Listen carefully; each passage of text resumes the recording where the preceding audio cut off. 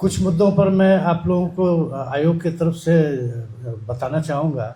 जैसे एक मुद्दा उठाया जा रहा है, 2 स्टेज एग्ज़ाम क्यों लिया जा रहा है?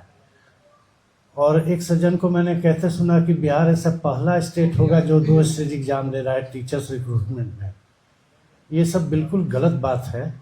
यूपीएससी, कई एसएससी और देश के कई आयोग हैं जो 2 या 3 स्टेज एग्ज़ाम अपने प्रैक्टिस में ला चुके हैं।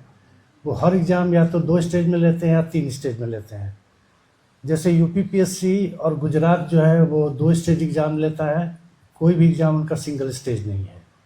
इसके अलावा हरियाणा और हिमाचल प्रदेश में भी 2 या 3 स्टेज के एग्ज़ाम ही होते हैं। बीपीएससी ने भी सभी एग्ज़ाम को एटलीस्ट 2 स्टेज कर दिया है। तो एक टीआरई या कोई अन्य एग्ज़ाम को छोड़ना ऐसे सही नहीं है। 2 स्टेज एग्ज़ाम हर हाल में मतलब सही होता है। आपको मैं बताऊं कि नीट यूजी का जो 2024 में परीक्षा स्थगित की गई थी, उसके बाद राधाकृष्णन कमेटी का गठन हुआ था कि नीट परीक्षा या कोई भी परीक्षा कैसे ली जाए इसके संबंध में सुझाव देने के लिए। तो राधाकृष्णन कमेटी ने भी 2 स्टेज एग्ज़ाम का सुझाव दिया था।